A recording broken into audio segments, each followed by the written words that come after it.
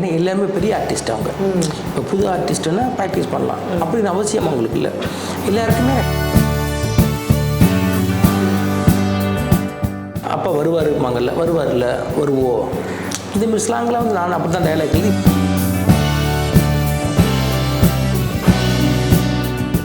நான் இவங்க கூட பெரிய ஆர்டிஸ்ட்டே ஒர்க் பண்ணியிருக்கேன். நான் விஜய் சார்ட்டையும் மோகன்லால் சார்ட்டையும் நான் வந்து ஒர்க் பண்ணியிருக்கேன்ல, எனக்கு அவங்களோட பெரிய ஆள் யாரும் இல்லை எங்களுக்கு.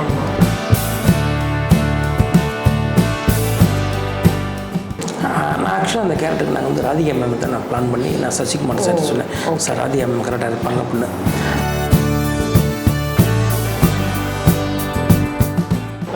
நீங்கள் டைலாக்லாம் பக்காவாக படித்து ஃபுல்ஃபில்லாக எனக்கு வந்து எப்போ நம்ம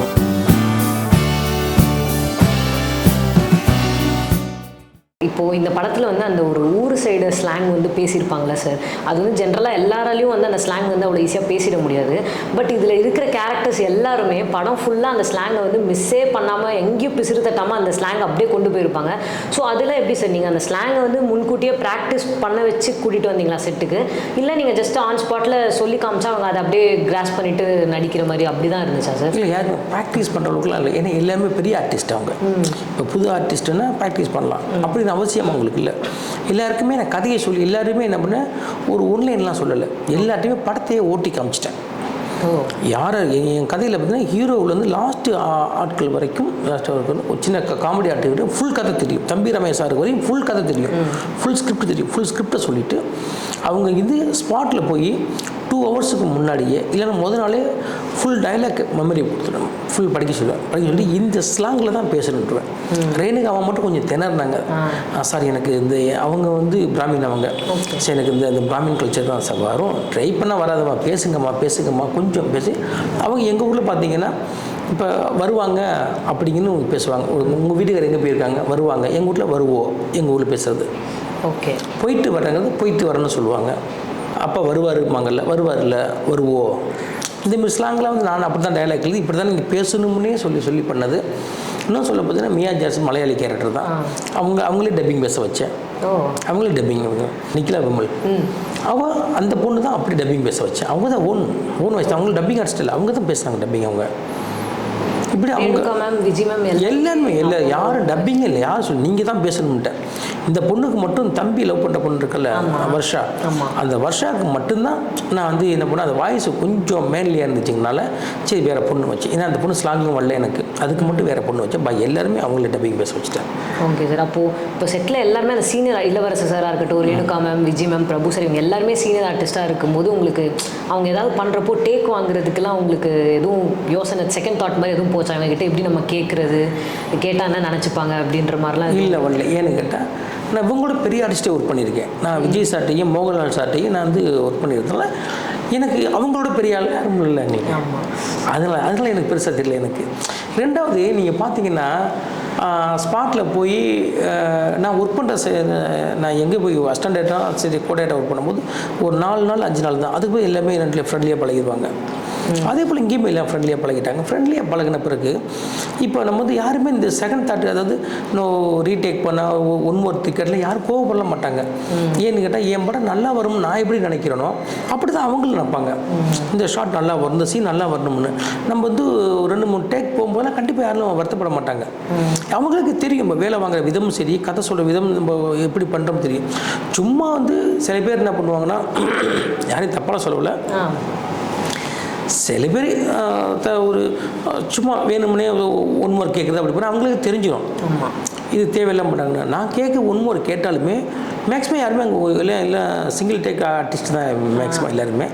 உண்மை கேட்டாலுமே கதைக்காக தான் கேட்க போகிறோம், அவங்களுக்கு தெரியும். பிறகு வந்து மானிட்டர் பார்க்க போய் இதை சொன்னால் ஒரே பண்ண போகிறாங்க, இதில் வருத்தப்படுறதுக்கு ஒன்றுமே இல்லை. அப்போ அவங்கெல்லாம் இப்போ எல்லா ஆர்டிஸ்ட்டும் ஆன் ஸ்க்ரீன் ஆஃப் ஸ்க்ரீனில் எப்படி சார் இருப்பாங்க? இப்போ தம்பி ராமையா சார், பிரபு சார்லாம் வந்து ஆன் ஸ்க்ரீனில் ஒரு மாதிரி இருப்பாங்க, ஆஃப் ஸ்க்ரீனில் எப்படி இருப்பாங்க? ஸோ அவங்க அந்த எக்ஸ்பீரியன்ஸ் எப்படி சார் இருந்துச்சு? என்னென்னா எனக்கு பிரபு சார் வந்து நான் அஸ்டண்ட் பந்தா பிரமோசம் அதை ஒர்க் பண்ணும்போது எனக்கு நல்ல பழக்கம். எனக்கு அப்போ எழுந்த பழக்கம். வீட்டுக்கு பார்க்கும்போது ரொம்ப சந்தோஷப்பட்டார். என்னென்னா நிறைய பேர் அஸ்டண்டாக ஒர்க் பண்ணிவிட்டு படமே பண்ணாமல் போயிடுறாங்க. மணி நீ என்கிட்ட கதை சொல்ல வந்துலையா, சும்மா சந்தோஷமே அப்படின்ட்டு கிளம்பி வந்தார். தம்பி ராமையா என்னை வந்து நான் ஜில்லா பண்ணும்போது நல்ல பழக்கம் எனக்கு இவங்கெல்லாம் பழக்கம். ரெண்டாவதுன்னா நீங்கள் ஆன் ஸ்க்ரீனில் எப்படி பார்க்குறீங்களே ஃபேமிலியோ, ஆஃப் ஸ்க்ரீனில் அதே தான், எல்லாம் கொஞ்சம் ஃபேமிலியாக தான் இருப்பாங்க.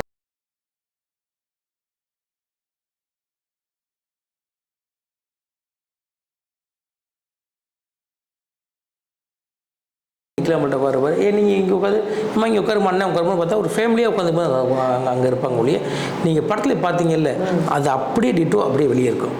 கேமராவுக்கு பின்னாடி ஒரு ஃபேமிலியாக தான் உட்காருவாங்க, உட்காந்து அங்கே தான் சாப்பிடுவாங்க. யாருமே கேரவனில் போய் சாப்பிட மாட்டாங்க, எல்லாம் ஒன்றா உட்காந்து சாப்பிடுவாங்க, அவ்வளோதான். அதனால் அந்த பந்தா இருந்தா எதுவுமே எந்த ஈவோ இல்லாமல் எவ்வளோ சந்தோஷமாக நாங்கள் கிளம்பி போனோமோ அவ்வளோ சந்தோஷமாக நான் கிளம்பி வந்தாங்க. Okay sir. ஸோ இப்போது விஜய் மேம்க்கு வந்து நீங்கள் லைட்டாக அந்த ஒரு நெகட்டிவ் ரோல் மாதிரி கொடுத்துருப்பீங்க. அந்த ரோல் அவங்களுக்கு கொடுக்கணுன்ற அந்த ஒரு ரீசன் என்ன சார்? ஒரு போல்டான ஒரு நெகட்டிவான ஒரு ரோல் அப்படின்றப்போ அவங்களுக்கு ஏன் கேஸ்ட் பண்ணீங்க சார் அவங்கள? அதுக்கு நான் ஆக்சுவலாக அந்த கேரக்டருக்கு நாங்கள் வந்து ராதிகா மேம் தான் நான் பிளான் பண்ணி நான் சசிகுமார் சார் சொன்னேன், சார் ராதிகா மேம் கரெக்டாக இருப்பாங்க அப்படின்னு. அவங்க சஜஸ்ட் பண்ணது யாருன்னா சசிகுமார் சார் தான். மணி நீங்கள் இந்த மதியான கூட்டம் படம் பார்த்தீங்களான்னாரு. பார்க்கல, அந்த படத்தை பாருங்க அப்படின்னாரு. பார்த்து ஆமாங்க சூப்பராக இருக்காங்க, அவங்களுக்கு கூட கரெக்டாக இருக்கணும் அப்படின்னு அவர் தான் சொன்னது எனக்கு. சொன்ன பிறகு படம் பார்த்தா அங்கே போய் கதை சொன்னேன், அவங்க பார்த்து ரொம்ப நல்லா இருக்குங்க, ரொம்ப சூப்பராக இருக்குது அப்படின்னாங்க. அப்புறம் அங்கே வந்த பிறகு அவங்க என்ன பண்ணணும்னா அங்கே ஸ்பாட்டில் வந்து அவங்க இடையில வந்து டிவி சீரியல் நடிக்க போனதுனால ப்ராம்ப்டிங் கொஞ்சம் எனக்கு கொஞ்சம் நல்லா இருக்கும்னாங்க. நான் சொல்கிறேன் இல்லை மேடம் தப்பாக எடுத்துக்கிறதுக்கு, நீங்கள் 2 days வந்து டயம் எடுத்துங்க ஒவ்வொரு சீனுக்கும். நீங்கள் டயலாக்லாம் பக்காவாக படித்து ஃபுல்ஃபில்லாக எனக்கு வந்து எப்போ நம்ம அடிக்க முடியும்னு வந்தால் மட்டுமே உள்ளே வாங்க, நோ ப்ராம்ப்டிங்கிட்ட. அதனால் அவங்களும் அதுக்கப்புறம் தயாராகிட்டாங்க.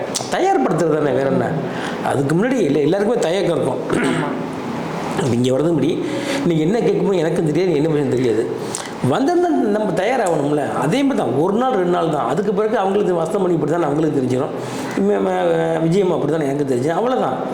எல்லாம் தயாராக இருந்தால் நம்ம தயார்படுத்த வேண்டியது தானே. Okay sir. பட் இந்த படத்தில் வந்து நீங்கள் பார்த்தீங்கன்னா அந்த ஒரு யாரையுமே வந்து வில்லன்ற ஒரு இதில் ப்ரொஜெக்ட் பண்ணியிருக்கவே மாட்டீங்க. ஒரு சுச்சுவேஷன் தான் ஒருத்தனை வந்து நல்லவனா கெட்டவனா தீர்மானிக்குதுன்ற மாதிரி தான் கதை கொண்டு போயிருப்பீங்க. ஸோ அந்த கான்செப்ட் வந்து இதில் கன்வே பண்ணணுன்ற ஐடியா உங்களுக்கு எப்படி சார் வந்துச்சு? ஏன் அப்படின்னா எனக்கு லைஃப்பில் வந்து எதிரியே இல்லை எனக்கு. அதாவது எப்படின்னா அது கூட எல்லாருமே 4 எதிரியை பின்னாடி சுமந்துட்டு போக மாட்டாங்க. ஆனால் ஏதோ ஒரு ரூபத்தில் ஒரு பங்காளி சண்டை, அந்த சண்டை இந்த சண்டை எவ்வளோ சந்திச்சிருப்பாங்கல்ல. என் லைஃப்பில் இன்னும் சொல்ல போனால் நான் சசிகுமார் சார்ட்ட கதை சொல்லும் போது இந்த விஜய் விஜயமாக அந்த கேரக்டர் இல்லை. என் கேரக்டரில் நான் சொன்ன கதையில் சந்தர்ப்ப சூழ்நிலை இங்கே ஒரு பிரச்சனை, அவ்வளோதான். இந்த சூழ்நிலை தான் வில்லன் ஒழிய இங்கே வில்லங்கிற கேரக்டர் இல்லை. அங்கே கொடுக்குற வில்லன் வேணும் அப்படின்போது சரி வில்லன் வேணாம் சார், வில்லன் வச்சுருந்தா வழக்கமான படமாயிரும்.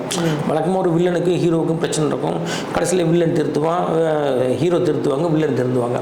அது பண்ணக்கூடாதுன்னு தான் பண்ணதில்லை. அந்த சமயம் பண்ணும்போது தான் சரி வில்லன் வேணும், சரி வில்லன் வேணாம், ஒரு சின்ன ஒரு ஒரு துரோகம் இருக்கணும், ஒரு பழி வாங்குற ஒரு சின்ன விஷயம் வேணும்னு சொன்னதுனால சரி அது வந்து ஒரு வில்லியை மாற்றிக்கிட்டேன். அதுக்கு அந்த கேரக்டர் சூஸ் பண்ண, அவ்வளோதான். Okay sir. இப்போ நீங்கள் இந்த ஸ்கிரிப்டை வந்து தம்பிராமையா சார்கிட்ட பிரபு சார்ட்டெல்லாம் சொன்னப்போ அவங்க என்ன சார் சொன்னாங்க ஸ்கிரிப்டை கேட்டுட்டு? அதாவதுங்க இன்னும் சொல்ல போனால் வச்சுங்களேன், அவங்க நல்லா இருக்குன்னு சொன்னாங்க அப்படின்னு நான் சொல்கிறதுல சந்தோஷப்படுறதுலையே இல்லை. ஒரு பெரிய கம்பெனி, ஒரு பெரிய ஹீரோ கம்பெனி ஆகிட்டா எல்லாருமே ஓகே தான் சொல்லுவாங்க. அவங்க கதை கேட்டு நல்லா இல்லை சொல்லுவாங்களா? ஐயோ நல்லா இல்லைங்க நான் பண்ண மாட்டேலாம் சொல்ல மாட்டாங்க. அப்போல்லாம் சும்மா சொல்லுவேன், கேட்டால் நல்லா இருக்குன்னு தான் சொல்லுவாங்க, அவ்வளோதான். ஆனால் கதை கேட்கணும்பாங்க. அப்படி பார்த்தா இங்கே பார்த்தீங்கன்னா இன்றைக்கி ஒரு வருஷத்துக்கு 200 படம் ரிலீஸ் ஆகுது, 10 படம் தான் போகுது, 150 படம் 190 படம் ஃப்ளாப் ஆகுது. அப்போ நடிக்கலாம் கதை கேட்காம நடித்தாங்க, பிடிக்கல நடித்தாங்க, எல்லாம் கதை சூப்பர் தான் நடித்தாங்க. சிலது நம்மளை மீறி ஓடாத படங்கள் தப்பு நடக்கும். சில பேர் நம்மளுக்கே நடிக்கும்போது அவங்களுக்கே தெரியுது வேலைக்கு ஆகாதுன்னு. எனக்கு வந்தாங்க அதேமாதிரி ஒரு பெரிய ஹீரோ சசிகுமார் சார், பெரிய கம்பெனி, அப்புறம் என்ன அவங்க கதை கேட்பாங்க, நல்லா இருக்குங்க சோல் நடிக்கணும், அவ்வளோதான். Okay sir. இப்போ கரண்ட்டாக லோகேஷ் கனகராஜ்லாம் வந்ததுக்கப்புறம் இந்த லோகேஷ் சினிமேட்டிக் யூனிவர்ஸ்னு சொல்லிட்டு அந்த ஒரு கான்செப்ட்லாம் வந்துச்சு. பட் நீங்கள் அப்போவே அந்த படத்தில் அந்த நாடோடிகள் டீமை வந்து ஃபுல்லாக நீங்கள் வந்து இறக்கியிருப்பீங்க. ஸோ அந்த தாட் உங்களுக்கு எதனால சார் வந்துச்சு? அதான் நான் சொன்னேன்னா நாடோடிகள் படம் பார்த்துட்டு தான் கதையை பண்ணுன்னு சொன்னேன்ல. ஓகே. ஸோ அந்த கான்செப்ட் இதில் இருக்கு. அப்போ என்னாச்சுன்னா வந்து பொண்ணு தூக்கணும் அப்படிங்கும்போது சரி அதை யூஸ் பண்ண என்ன, நல்லா தானே இருக்கும் அப்படிங்கிறது ஒரு கான்செப்ட் தான். வேறு அந்த ஒரு கான்செப்டை நீங்கள் சசிகுமார் சார்கிட்ட சொல்லும்போது அவர் என்ன சொன்னார்? ரொம்ப பிடிச்சிருந்துச்சு அவங்களுக்குமே. அப்புறம் கணியன் கேட்டேன், கணியன் நல்லா இருக்கிற அவரே சொன்னார், இவர் சசிகுமார் சார் ஃபோன் பண்ணி ஃபஸ்ட்டு வைக்கணும்னு முடிவு பண்ணிட்டோம், அப்புறம் வேண்டான்னு தூக்கிட்டோம். அப்புறம் அண்ணன் கணியன் ஃபோன் பண்ணி கேட்கும்போது, நம்ம படப்பது எவ்வளோ ஒன்று எடுக்கும், நம்ம எடுத்தாடா எடுக்கணும் வைடா அப்படின்ட்டு வந்தாங்க.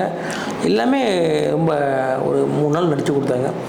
நடித்து கொடுத்துருந்தா கணியன்லாம் பேமெண்ட் கூட வேணாண்டாரு, எல்லாம் சசிகுமார் சார் இருக்கான்னு எல்லாம் ஃப்ரீயாக பண்ணிட்டு போனாங்க. அதில் ஓகே சார். இப்போது அந்த படத்தில் இன்னொரு சீன் ஒன்று, அதாவது சசிகுமார் சாரையும் அந்த பொண்ணையும் வந்து முறைப்படி வந்து அந்த வரவேற்பு பண்ணணும்னு சொல்லிட்டு அவங்க அம்மா அப்பா வந்து ஒரு சின்ன ரிசப்ஷன் மாதிரி நடத்துவாங்க.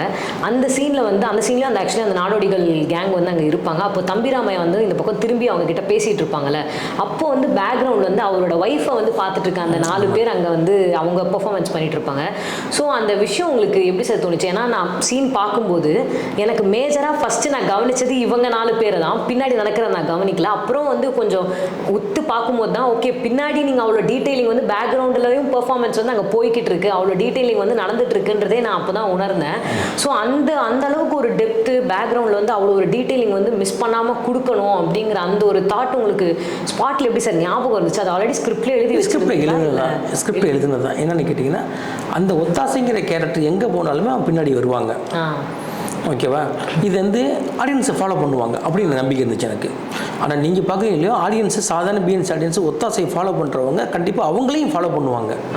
அங்கே நான் அவங்களை காமிக்கல கூட அவங்க ஆடியன்ஸே ஒத்தாசை ஏன்னா பொண்டாட்டி விட்டு தனியாக வர மாட்டாங்க. இந்த 4 பேர் எங்கே அப்படின்னு தேடுவாங்க. உள்ள வீட்டில் இருப்பாங்க, ஏன்னா வீட்டில் விட்டு வரமாட்டாங்கல்ல, தேடும் போது இங்கே தான் இருக்கிறாங்க அப்படின்னு அவங்களுக்கு தேட ஆரம்பிச்சிருவாங்க. அதுக்காக தான் அந்த கேரக்டர் வரும்னு. பட் அந்த சீனோட இன்டென்ஸ் வந்து ஆக்சுவலி அவங்க ஸ்க்ரீனில் தெரிகிற வரைக்கும் தெரிஞ்சதுக்கப்புறம் தான் எனக்கு பயங்கரமாக அந்த டீட்டெயிலிங் வந்து அப்படியே வந்து ஃபாலோ பண்ணியிருக்கீங்க அப்படின்றதே எனக்கு அங்கே தான் சார். நீங்கள் எல்லா கேரக்டருமே பாருங்களேன், நீங்கள் எந்த கேரக்டர் எடுத்துட்டாலுமே, ஏன்னா எனக்கு வந்து எப்படின்னா ஒரு முறை வந்து உன்னிடத்தில் என்னை கொடுத்த படத்தில் அந்த படத்தை பற்றி ஒரு விக்ரமன் சார் ஒரு இன்டர்வியூ அப்போ சொல்லுவேன், நான் எந்த கேரக்டர் எடுத்துக்கிட்டாலுமே அந்தந்த கேரக்டருக்கு ஒரு ஃபினிஷிங் கொடுப்பேனா. அப்போ வந்து எப்படின்னா கார்த்திக்கும் அவரும் வந்து ஒரு திருடன் கேரக்டர், ஒரு விநாயகர் சிலை தூக்கிட்டு வந்துடுவாங்க. கடைசியாக பார்த்தா அந்த விநாயகர் அது ஒரு கேரக்டர். அது அப்போ அந்த வீடு கட்டி கிரகப்பிரவேசம் பண்ணும்போது அது விநாயகர் சிலை கொண்டு அங்கே வைப்பாங்க. அப்போ அந்த விநாயகர் சிலைக்கு நான் ஃபினிஷிங் கொடுத்தேன்னு சொல்லியிருப்பார். எனக்கு நம்ம கற்றுக்கிற பாடம் தானே ஒன்றும் அவங்களும் முன்னோடிகளில்.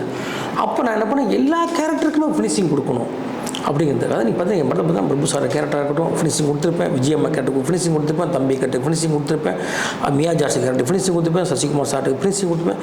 ஆல்மோஸ்ட் இந்த 4 பேருக்குமே ஃபினிஷிங் கொடுத்துருப்பேன். தம்பி ராமையா கேரக்டருக்கு ஃபினிஷிங் கொடுத்துருப்பேன். எல்லா கேரக்டருக்குமே நான் ஃபினிஷிங் கொடுத்துருப்பேன். எந்த கேரக்டரும் மிஸ் ஆகாது. எந்த கேரக்டருமே படத்துக்கு சில பேர் ஏன் வச்சாங்க அப்படின்ட்டு போனதில்லை. சில பேர் ஒரு கேரக்டர் வச்சோம்னா ஒரு கதை கேட்கும், தனக்கு தேவையானது கதை கேட்குமாங்கல்ல, அதுதான் என் கதை தனக்கு தேவையானது அதே கேட்டுக்கிடுச்சு. அதோட பிரதிபலிப்பு தான். நான் ஓகே சார். இந்த படத்தில் தம்பிராமையா சாருக்கு வந்து அந்த ஒத்தாசன்ற கேரக்டர் வந்து நீங்கள் அந்த நேம் ஃபஸ்ட்டு எப்படி சார் யோசிச்சிங்க? ஒரு மாதிரி அது ரொம்ப பிரச்சனை ஆகி போச்சுங்க. ஏன்னா அந்த கேரக்டருக்கு வேறு பேர் வச்சுருந்தேன். எங்கள் ஊர் பக்கத்து ஊர், எங்கள் தங்கச்சி ஊரில் அவர் ஒரு கேரக்டர் இருக்கார், ஒத்தாசை. அவர் பேர் பேர் வேறு பேர் ஒத்தாசை. என்னென்னா அவர் வந்து கல்யாணம் பண்ணாலும் ஒத்தாசை பண்ணுவாராம், கர்மாதி பண்ணாலும் ஒத்தாசை இருப்பார் அவர் கேரக்டரு. பேசிக்கிட்டு இருக்கும்போது என்னுடைய ஃப்ரெண்டு என் மச்சான் ஒருத்தருப்பான். அது சொல்லக்கூடாது இல்லை. அவன் பேசிக்கிட்டு இருக்கும்போது அவன் சொன்னான், எப்படா அவனுக்கு எங்கடா கல்யாணம் இருந்துச்சுன்னா பக்கத்து கீழே குச்சிடா அப்படின்னா. அப்படியா, யாருக்கு பொண்ணு? அது ஒத்தாசமாக அப்படின்னா. ஒத்தாசையா அப்படின்னா, நம்மடா ஒத்தாசை சொல்லுவாங்க அப்படின்னா. நல்லா இருக்குது இந்த கேரக்டர் பேர் அப்படின்னு இந்த கேரக்டர் வச்சுட்டேன். வச்சதுக்கப்புறம் ஃபோன் பண்ணலாம் திட்டினாங்க, என்னங்க பேர் அப்படிலாம் ஏங்க நான் எதுவும் வச்சுட்டேன் அப்படின்னேன். தம்பிராமையா அதுக்கு எதுவும் சொல்லலையா சார்? இல்லை சார், அந்த கேரக்டர் ரொம்ப பிடிக்கும். பேர் சசிகுமார் சார்லாம் அந்த கேரக்டர் பயங்கர சார் சூப்பர். ஏன்னா நாங்கள் கதை சொல்லி ஓகே பண்ண பிறகு நேம் வரைக்கும் இவர் ராஜமாணிக்கம் இதில் போகும்போது ஒத்தாசி பேர் சூப்பர் பேருங்க, புதுசாக இருக்கும் பேர். Okay sir. இப்போ அவரோட ஒய்ஃப் கேரக்டரில் ஒருத்தவங்க பண்ணியிருப்பாங்கல்ல சார், இப்போது ஜென்ரலாக எல்லாருக்குமே வந்து நம்ம ஒரு படத்துலையாச்சும் வந்துட மாட்டோமா, சரி அட்லீஸ்ட் ஒரு சீன்லையாச்சும் நடிச்சிட மாட்டோமான்னு தான் இப்போ எல்லாருமே இருக்காங்க. ஆனால் அவங்க ஒய்ஃப் கேரக்டர் மட்டும் நீங்கள் படம் ஃபுல்லாக வந்து ரிவீலே பண்ணாமல் அவங்க எந்த ஷாட்டில் வந்தாலும் அவங்க ஒன்று திரும்பி நிற்பாங்க, இல்லை லாங் ஷாட்டில் வச்சுருப்பீங்க, இல்லைனா வந்து அவங்கள யாராவது மறைச்சிட்டு நிற்பாங்க. இந்த மாதிரியே கடைசி வரைக்கும் நானும் சரி கடைசியிலையாச்சும் அந்த ஃபேமிலி ஃபோட்டோ எடுக்கிற போச்சு நீங்கள் ரிவீல் பண்ணுவீங்கன்னு பார்த்தேன். பட் ரொம்ப தெளிவாக அந்த கேரக்டரை ரிவீலே பண்ணாமல் இருந்தீங்க. அதுக்கான காரணம் என்ன சார்? என்னன்னா ஒருத்தன் சாதாரண ஒரு வயசானதை தான் காமிக்கிறோம். தம்பிராமையங்கிற 2 வழக்கு தலைவர் காமிக்கிறோம். அவனுடைய மனைவியை ஒரு 4 பேர் விரட்ட விட்டு சுற்றுறாங்க. அவ்வளோ பெரிய பேரலையா யார் அது அப்படின்னு தேடணும்ல. அதை நான் காமிச்சிட்டேன்னா ஒருவேளை நான் காமிக்கிற பொண்ணு அழகாக இருந்தாலும் இதா அப்படின்னு இருக்கும். நான் கடைசியை காமிக்கலைன்னா யார் இந்த பொண்ணு அந்த எக்ஸ்போர்ட் இருக்குமா இருக்காதா. அதுக்காக தான் ஏன்னா 4 பேர் விரட்டி வீட்டு வாசல் வரைக்கும் நிற்கிறாங்க அப்படின்னா யார் இந்த பேரலைக்குன்னு ஒவ்வொரு ஆடியன்ஸும் தேடணுங்கிறதுக்காக தான் கடைசி வரைக்கும் மூஞ்சி காமிக்கல. Super sir.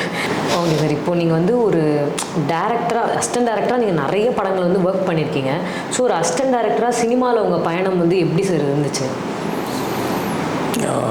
கஷ்டமாக தான் இருக்கும். கஷ்டத்தை பற்றி ஃபீல் பண்ண முடியலை. நம்ம இஷ்டப்பட்டு தானே வந்தோம், நம்ம தெரிஞ்சு தான் வந்தோம். இல்லை நம்ம யாரும் வலுக்கட்டாயப்படுத்தி சினிமாவுக்கு போயே ஆகணும்லாம் தள்ளி உள்ள என்ன, நம்ம ஆசைப்பட்டு வந்தோம். இங்கே கஷ்டம் தெரியும். ஆரம்ப காலகட்டங்கள் அப்போ வந்து பயணம் சைக்கிளில் தான் பயணம், தங்க இடம் இருக்காது. அப்போ ஊர்லேருந்து அரிசி, பருப்பு, எண்ணெய், மல்லித்தூள், மிளகுலாம் மறைச்சி கொடுப்பாங்க. அதை கொண்டுக்கிட்டு மூட்டை கட்டி தள்ள தூக்கிட்டு அப்போ பாரிஸில் தான் பஸ்ஸு. அங்கேருந்து விருகம்பாக்கம் வந்து விருகம்பாக்கத்துக்கு தள்ள தூக்கி வச்சுக்கிட்டு அப்படி அப்போ ஆட்டோலாம் போக முடியாது. ஏன்னா வர்றதே பஸ்ஸே பார்த்தா திருவள்ளூர் பஸ்ஸு தான் வரும். பஸ்ஸு 70 ரூபா டிக்கெட்னா எங்கள் அம்மா கையில் 100 ரூபா தான் கொடுப்பாங்க. அதான் இருக்கும் நம்ம வறுமையில். இந்த 100 ரூபாயை கொண்டுகிட்டு தான் சென்னைக்கே வர்றது. சாப்பாடு 6 ரூபா. அப்போ டெய்லி சாப்பிட முடியாது. அப்போ ஒரு நாள் சாப்பிட்டோம்னா 2 நாள் அப்படி தான் கிடக்கணும். அதுக்கு பிறகு பார்த்தா அரிசி தூக்க வேணாம், மூட்டை தூக்கிட்டு தலை சுற்றி இருக்க முடியாது அப்படின்னு ஒரு கல்யாண மண்டபம், கோல்டன் பேரடைஸ்னு கல்யாண மண்டபம் வந்துச்சு. அங்கே பட்னி, 3 நாள் பட்னி. ஒரு நாள் அங்கே போய் சாப்பிட்டேன். இங்கே சாப்பாடு ஃப்ரீயாக கிடைக்கிது. இங்கே இருந்தால் அங்கேயே தங்கிட்டேன். ரூம் கொடுத்தாங்க, அங்கேயே தங்கிட்டேன். தங்கினேன்னா 6 வருஷம் அங்கேயே தங்கிட்டேன். ஃப்ரீயாக சாப்பாடு கிடைக்கிது. கஷ்டப்பட்டப்போ ஒரு நாள் கூட உங்களுக்கு நமக்கு வந்து சினிமா வேணாண்டா, இதுக்கு மேலே நம்மளால இது தாங்க முடியாது, நம்ம வந்து வேறு ஏதாச்சும் வேலையை பார்த்துக்கலாம் அப்படிலாம் நீங்கள் நினச்சதே கிடையாதா? இல்லை, நினைக்க மாட்டேன். நான் நினச்சதை போய் போயிருப்பேன். அதுதான் எப்படி சார் இவ்வளோ பண்ணியிருக்கீங்க, எங்கெங்கேயோ சாப்பாடு இல்லாமல் படுக்க இடம் இல்லாமல் இப்படிலாம் இருந்திருக்கீங்க, ஒரு நாள் கூட அது இதெல்லாம் சாதாரணங்க. சாப்பாடு பட்டினி, அதாவது என்ன பண்ணுறா என்னென்னா ஒரு என்ன சொல்கிறது, அது அடிக்கடி சொல்கிறோம், பழைய டைலாக்னு சொல்லுவாங்களே, ஒரு தங்கம் இன்றைக்கி நகையாக மாறணும்னா எத்தனையோ காலை அடி வாங்கி அது வாங்கி இது வாங்கி தான் வருது. ஒரு கோவில் சிலை ஆகி உள்ள கர்ப்பகிரகத்தில் போகுதுன்னா எத்தனையோ சிற்பி கையில் குத்துப்பட்டு வெட்டுப்பட்டு தான் போகுது சொல்லுவாங்க. அதே மாதிரி தான் ஒரு கலைஞன் உருவாகணும்னா இவ்வளோ அவமானம், அசிங்கப்பட்டு கஷ்டப்பட்டு தான் ஆகணுங்கிறது விதி. என்னன்னு தெரியல எனக்கு. என்ன கொடுத்த பட்னி, பசி, அவமானம், அசிங்கம் இதானே பட்டு போகிறான். ஆனால் அடுத்தவங்களை காயப்படுத்தக்கூடாது எந்த சமயத்துலையும். எங்கள் அப்பா துபாய் போயிட்டேன், துபாய் பண்ண சொல்லலை. துபாய் போயிட்டு திருப்பி வரும்போது ஏர்போர்ட்டில் வச்சுட்டு எங்கள் அப்பா சொன்ன வார்த்தை தான் சொன்னார், நீ சினிமாவுக்கு போட போவோம், ஆனால் சினிமா கடையெல்லாம் தப்பாக சொல்லுவாங்கடா, நீ எக்காரணத்தை கொண்டும் பணம் சம்பாதிக்கிறதுலையே பாவத்தை சம்பாதிச்சிடாத. ஒன்றா ஒரு குடும்பம் கிட்டுச்சு, ஒன்றா ஒருத்தன் கிட்டாங்கிற பேர் எடுத்துடாத அப்படின்னாரு. தனி மனித ஒழுக்கம் எங்கள் அம்மா எனக்கு சொல்லி கொடுத்தது தான். அதாவது எங்கள் அம்மா அவ்வளோ கஷ்டப்பட்டது, எங்கள் அக்கா தங்கச்சி நாங்கள் 3 பேர் வளர்ந்தோம். அதாவது நான் அவ்வளோ கஷ்டப்பட்டு வளர்த்தேன். நீ தப்பாக போயிடக்கூடாது எங்கேயுமே. இந்த வசந்தா பிள்ளை பற்றி அவன் தப்பாக போயிட்டான் அப்படின்னு ஆகிடக்கூடாது அப்படின்னாங்க. கண்டிப்பாக ஆக மாட்டோமா அப்படின்னு. படாத கஷ்டம் இல்லைங்க, படாத அவமானம் இல்லைங்க. அதாவது நான் அசிஸ்டன்ட் டேரக்டராக இருந்து கஷ்டப்பட்டு அவமானப்பட்டு அசிங்கப்பட்டு நான் டேரக்டர் ஆனதை விட படம் பண்ணிவிட்டு நான் பட்ட கஷ்டம் இல்லை. அதெல்லாம் பெரிய கொடுமை. என்ன பண்ண முடியும்? இப்போ என் ஒய்ஃபே கேட்பாங்க, இப்போ எங்க படம் பண்ணிட்டீங்க, இவ்வளோ படம் பண்ணிட்டீங்க, நல்ல பேர், அடுத்த படம் கிடைக்கல, இவ்வளோ கஷ்டப்பட்டுறீங்க இல்லைங்க, இது விட்டு வேறு வேலைக்கா இது விட்டுட்டு செத்தாக தான் போக முடியாது, ஜெயிக்காம முடியும். மறுபடியும் இது எனக்கு இதுக்கு வந்து இப்படின்னா இப்போயுமே எனக்கு வந்து இப்படின்னா இது ஒரு வெற்றிடமாக பார்க்கல. அதாவது நான் வந்து தோற்று போயிட்டேன், ஒதுங்கி போயிட்டேன், வெளியே போயிட்டுலாம் பார்க்கல. இது ஒரு சின்ன பாடம் நான் கற்றுக்காமல் போயிட்டேன் இருக்குது. அதுக்காக எனக்கு இறைவன் எனக்கு காலம் வந்து ஒரு இடைவெளி கொடுத்துருக்கு. அந்த இடைவெளிக்குள்ளும் கற்றுக்கிட்டு நான் படம் பண்ணுவேன். நான் படம் பண்ணுவேன். பட் அந்த இடைவெளின்னு சொல்கிறீங்களா சார், அந்த பீரியடில் இப்போ நம்ம ஃபேமிலியை ரன் பண்ணணும், நம்ம ஃபேமிலியை பார்க்கணும் அப்படின்ற அந்த மாதிரி ஒரு சூழ்நிலை இருக்கிறவங்கெல்லாம் அப்போது என்ன சார் பண்ணுறது? அப்போது நான் என்ன பண்ணுறேன்னு கேளுங்க, நீங்கள் அடுத்தவங்க கேட்குறீங்க, நீங்கள் என்ன பண்ணி யோசிச்சு கேளுங்க. இப்போ நான் வந்து நான் படம் பண்ணுறதுக்காண்டி ட்ரை பண்ணேன், கிடைக்கல, ட்ரை பண்ணேன், கிடைக்கல. ஃபேமிலி ரன் பண்ணி ஆகணும், சாப்பிட்டு ஆகணும்ல, ஃபேமிலி வாடகை கொடுத்தாகணும். இங்கே சொந்த வீட்டில் வாடகை கொடுத்தா இருக்குது. என் மனைவி, என்னை நம்பி வந்த என் மனைவி, என்னை நம்பி பிறந்த என் பிள்ளைங்க, இவங்களை காப்பாற்றி ஆகணும். என்னை நம்பி ஊரில் இருக்க எங்கள் அம்மாவை நான் காப்பாற்றி ஆகணும். இவ்வளோ நாளைக்கு இருக்கிற நகையை அடவு வைப்போம், அது பண்ணுவோம், இது பண்ணுவோம், முடியபட்சு வேறு வேலைக்கு போய் ஆகணும். வேறு வேலைக்கு நான் போய் ஆகணும்ல. இப்போ நான் என்னென்ன வேலை பார்த்தேன்னு சொன்னாலுமே மனைவியை கிட்ட அழுதுருவாங்க. யாருக்குமே தெரியாது அவ்வளோ வேலை பார்த்து. ஆனால் தப்பான வேலை பார்க்க மாட்டேன், இந்த தப்பான வேலையை பார்க்க மாட்டேன். அவ்வளோ கஷ்டப்பட்டுருக்கேன். நம்ம கடைசியாக கார் துடைச்சேன், யாருக்குமே தெரியாது. அதெல்லாம் பண்ணாங்க. பார்த்தேன் நம்ம அதுக்கு பிறகு போராடி பார்த்தேன். சரி இனிமேல் இந்த சினிமா கஷ்டப்படக்கூடாது அப்படின்னு போய் இப்போ டிவி சீரியல் போய் நான் ஒரு பெரிய சீரியலில் போய் பெரிய சம்பளம் எனக்கு மாதம் பெரிய சம்பளத்துக்கு ஸ்கிரிப்ட் எழுதிட்டு இருக்கேன். இதெல்லாம் சில பேர் சொல்லுவாங்க, ஏங்க ஒரு படம் இவ்வளோ பெரிய படம் பண்ணியிருக்கேன், இவ்வளோ பெரிய ஹிட்டு கொடுத்துட்டு நீங்கள் இங்கே என்னை போய் சீரியலில் போய் ஸ்கிரிப்ட் எழுதுறீங்க அப்படின்னாங்க. ஏன் எழுதுனா நான் இதை விட்டுட்டு நான் கூலிப்படையை போய் கத்தியில் குத்தி கொலை பண்ண போனால் தான் தப்பு, நான் ஒரு 2 வீடு திருட போனால் தப்பு, செயின் ஸ்மாக்கிங் பண்ண ஒரு பொம்பளை போடுற செயினை பிடிச்ச அர்த்தம் தப்பு, நான் தப்பான தொழில் பண்ணாத தப்பு. நான் சென்னைக்கு வரும்போதே நான் நம்பினது என்னையும் என் எழுத்தையும் தான் நம்பி தான் சென்னைக்கு பஸ்ஸை ஏறினேன். இன்றைக்கி நான் போய் இன்றைக்கி ஸ்கிரிப்ட் இது பெரிய திரை சின்ன திரையில் ஸ்கிரிப்ட் எழுதுறேன். அவ்வளோதான். எழுதி கொடுக்குன்னு நல்ல சம்பளம். என் ஃபஸ்ட்டு என் ஃபேமிலி, என் குழந்தைங்க, என் மனைவியை சந்தோஷமாக வச்சு மறுபடியும் ட்ரை பண்ணுவேன். அவ்வளோதான். பட் இவ்வளோ கஷ்டப்பட்டு அவமானப்படுறப்போ ஒரு கோவம் கூடமா சார் வரல உங்களுக்கு லைஃப் மேலே? என்னடா வாழ்க்கை இது, கோவப்பட்டோம்னு நான் தோத்துட்டேன். நான் எப்போ கோவப்பட்டோன்னா சினிமா மேலே இந்த சினிமா நம்மளை கைவிட்டுச்சுன்னு கோவப்பட்டால் தோத்துட்டேன்னு அர்த்தம். கோவம்லாம் போட முடியுதுங்க. யார் மேலே கோவப்பட முடியும்? எதுக்காக கோவப்பட முடியும்? இங்கே சினிமா கூப்பிடுச்சு என்ன, தம்பி நீ வந்து படம் பண்ணுற கூப்பிட்டா நான் கோவப்படலாம், என்னை கூப்பிட்டு ஏமாற்றிட்டேன்னு நானாக தானே வந்தேன், நான் எப்படி கோவப்பட முடியும்? அப்போ எனக்கு வாய்ப்பு கிடைக்கல, என்கிட்ட தான் தப்பு இருக்கும், தப்பு திருத்திக்குவோம். ஆனால் இப்போது கரண்ட்டாக அப்படி இல்லையே சார். ஏன்னா இப்போ வந்து ஒரு நடிக்கணும்னா கூட இப்போ நிறைய இடத்துல இந்த ஆடிஷன் வைக்கிற இடத்துலலாம் பார்த்தீங்கன்னா ஒரு இன்ஸ்டாகிராம் கண்டென்ட் க்ரியேட்டராக இருக்கட்டும், இல்லை இன்ஃப்ளூயன்சராக இருக்கட்டும், இன்ஸ்டாகிராமில் ஃபாலோவர்ஸ் இருந்தால் தான் ஃபஸ்ட்டு ஒரு மதிப்பே வந்து இருக்குது. பட் அந்த மாதிரிலாம் இருக்கும்போது நமக்கே ஒரு கட்டத்தில் வந்து நம்ம என்னதான் இருந்தாலும் இங்கே திறமை இருக்கிறவனுக்கு வந்து இடமே கிடையாது.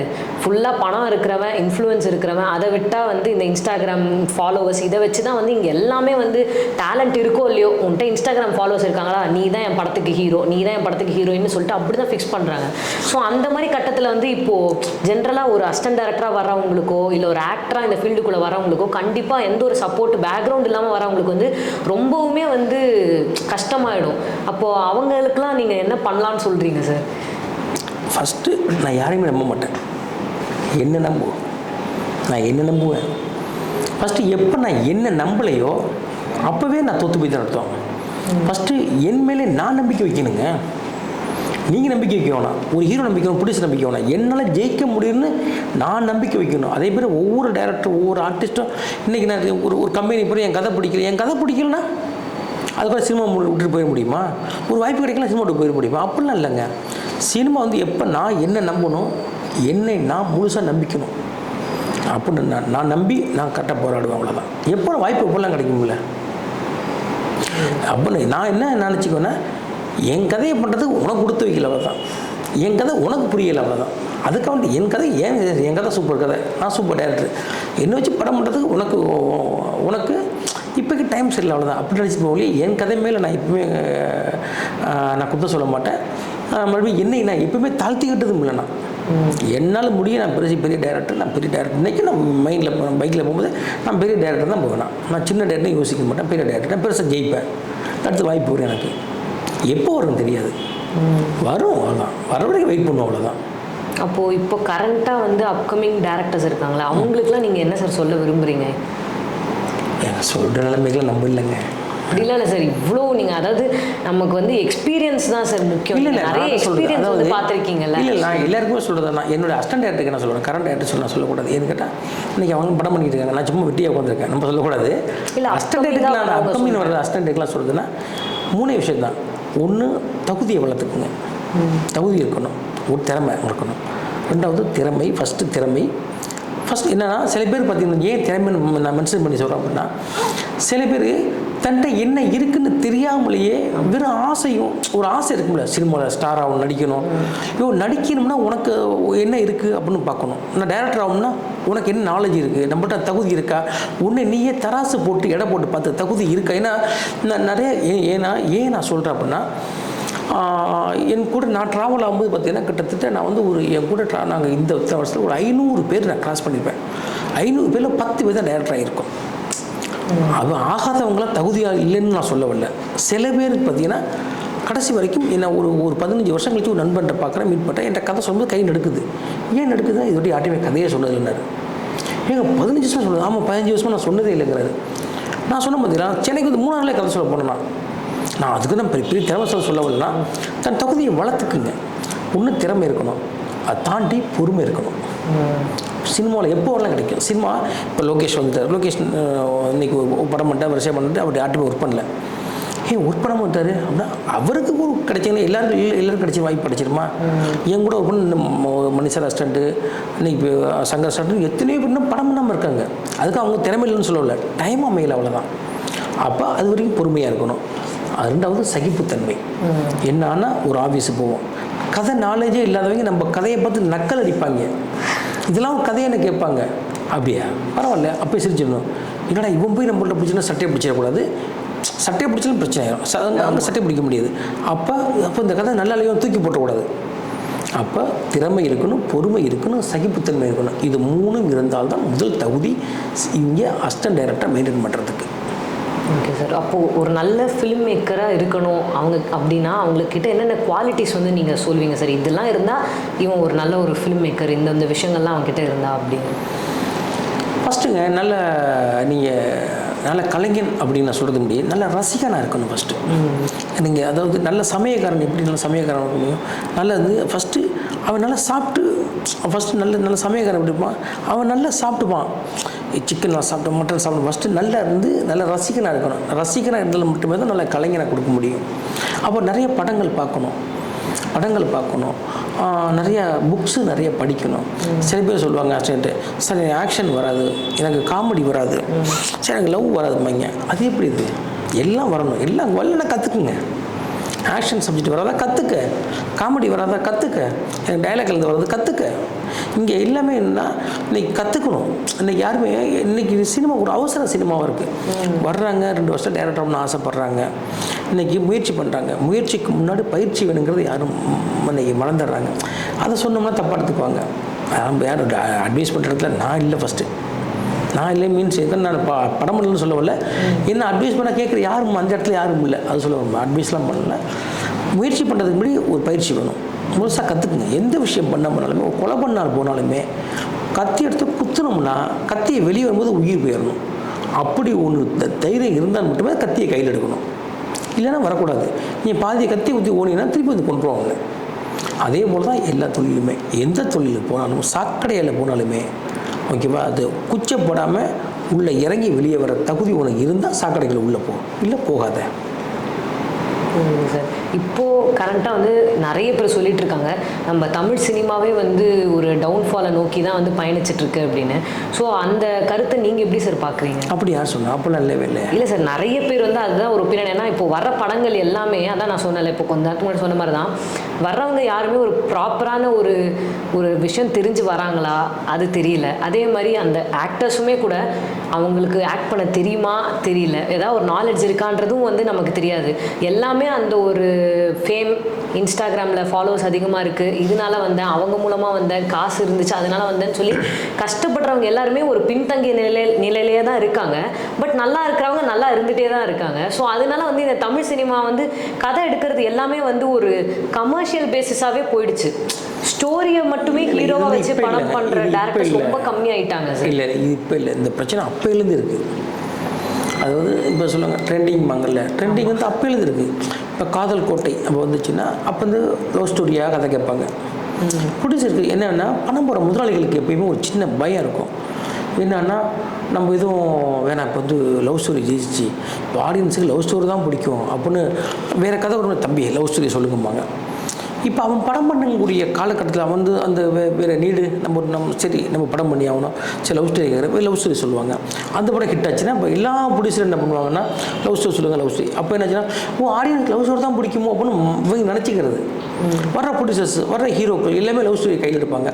ஒரு ஆக்ஷன் படம் வரும், ஆக்ஷன் படம் ஒன்றோடனே ஆடியன்ஸ் மாறிட்டாங்க, அவங்கள ஆக்ஷன் கதை தான் கேட்குறாங்க அப்படின்ட்டு ஆக்ஷன் கதையை கேட்பாங்க.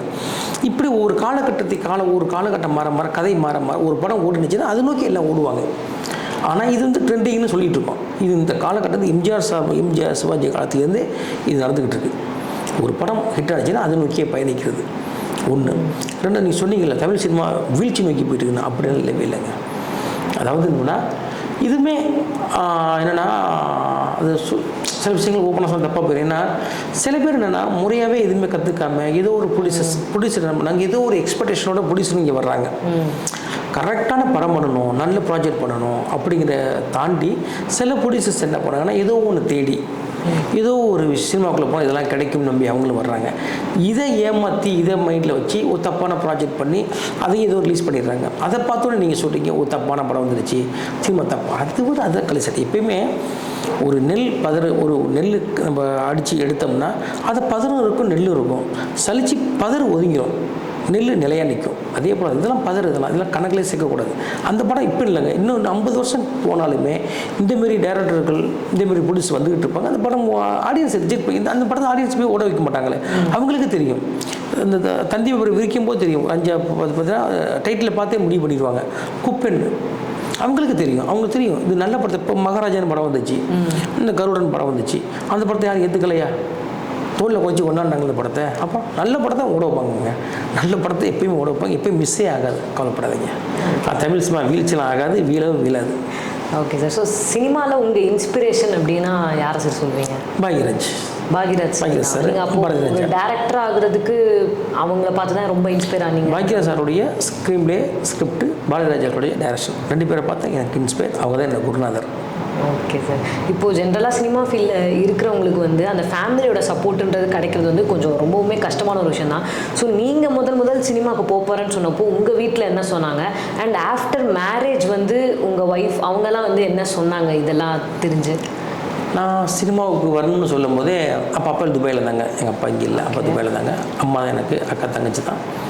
நான் கவிதை எழுதுறது, நான் ஊர்லேயே என் பேர் கவிஞர் மணி தான். நான் கவிதை நிறைய எழுதுவேன், கதை எழுதுவேன். இதெல்லாம் பார்த்துட்டு எங்கள் அம்மா பயந்தாங்க. இல்லைடா நீ, நான் பிகாம் படித்தேன், காலேஜ் பிகாம் படிக்கிறடா, நீ படிச்சுட்டு பேங்க் வேலைக்கு போடா அப்படி இப்படிலாம் நான் சொன்னாங்க. இல்லைம்மா நான் சினிமாவுக்கு போகிறேன். அப்போ அவங்களுக்கே தெரியும் பையன் போல் ஆர்வமாக இருக்கானே அப்படின்னு. எங்கள் அக்கா தங்கச்சி எனக்கு பயங்கர சப்போர்ட்டு, பயங்கர மோட்டிவாக இருப்பாங்க. எனக்கு நீ நம்பி போகணும், எங்கள் அண்ணன் சினிமாவுக்கு நீ நம்பி போகணும். எங்கள் அக்கா பயங்கர மோட்டிவாக இருப்பாங்க, பயங்கர சப்போர்ட்டிவாக இருந்தாங்க எனக்கு. அப்புறம் துபாய் அப்புறம் சினிமா செட் ஆகும்போது துபாய் போனேன். அங்கே என் கவிதையில் எங்கள் அப்பா பார்த்துட்டு எங்கள் அப்பா அம்மா திருப்பி சப்போர்ட் பண்ண ஆரம்பிச்சாரு. நீ சினிமாவுக்கு போடா எங்கள் அப்பா சப்போர்ட் பண்ணார்.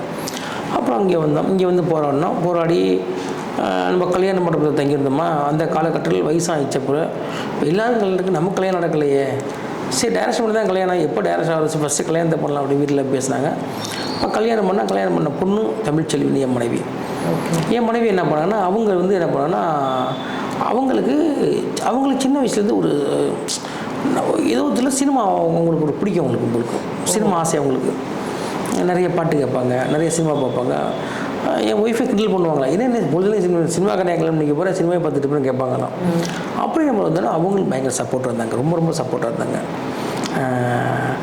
சில பேர்லாம் உண்மையில் நான் அடிக்கடி என் மனைவிட்டே சொல்கிறது தான், வேறு யாரும் இந்த நான் கல்யாணம் பண்ணி 4 வருஷம் ஆச்சு படம் பண்ணுறதுக்கு. அந்த கஷ்டம் அந்த காலகட்டத்தில் வேறு யாருன்னா கட்டின தலையை கழட்டி இந்த கழுத்தில் போட்டு கிளம்பி போயிருப்பாங்க. அப்போ இந்த கஷ்டத்துலேயும் இருந்தாங்க.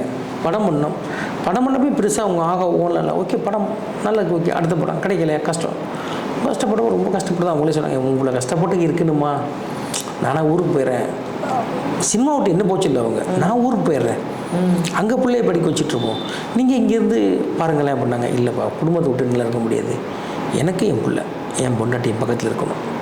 பரவாயில்ல சினிமா தான் கிடைக்கல, டிவி சீரியல் போகிறேன். அப்போ டிவி சீரியல் போய் இப்போ ஸ்கிரிப்ட் எழுதி கொடுத்துட்ருக்கேன். ஓகே நல்லா போயிட்டுருக்கேன். இப்போது உங்கள் பசங்க வந்து சினிமா ஃபீல்டுக்குள்ளே வரணும் அப்படின்னு சொன்னால் நீங்கள் விடுறதுக்கு ரெடியா சார்? இல்லைங்க, எனக்கு 2 பெண் குழந்தைங்க. ஓகே. நான் சினிமாக்குள்ளே விட எனக்கு ஐடியா இல்லைங்க. Okay sir. இத்தனை நேரமாக நான் கேட்ட எல்லா கொஷின்ஸ்க்கும் நீங்கள் ரொம்ப பொறுமையாக ரொம்ப அழகாக உண்மையாக நிறைய எக்ஸ்பீரியன்ஸ் ஆக்சுவலி உங்ககிட்டேருந்து எனக்கு கிடச்சிது. ஏன்னா ஒரு சினிமா ஃபீல்டில் வந்து எப்படிலாம் வந்து ஒரு மனுஷன் வந்து கஷ்டப்பட்டிருக்காங்க, அதை வந்து அவ்வளோ கஷ்டப்பட்டும் வந்து நீங்கள் உண்மையாக அதை சுத்தமாக வெறுக்காமல் இவ்வளோ தூரம் நீங்கள் ட்ராவல் பண்ணுறீங்க. உண்மையாக என்னால் அதெல்லாம் முடியுமா அப்படின்றது தெரியல. உண்மையாக ரொம்ப தேங்க்ஸ் சார். அண்ட் கோட்டோ மியூசிக் நேயர்களுக்கும் வந்து ரொம்ப நன்றி. இத்தனை நேரமாக எல்லாம் இந்த வீடியோலாம் பார்த்துருப்பீங்க. உங்களுக்கு இந்த வீடியோ பிடிச்சிருந்துச்சுன்னா மறக்காமல் லைக் பண்ணிவிட்டு கோட்டோ மியூசிக் சேனலை வந்து சப்ஸ்கிரைப் பண்ணிக்கோங்க. ரொம்ப நன்றிம்மா. Thank you sir.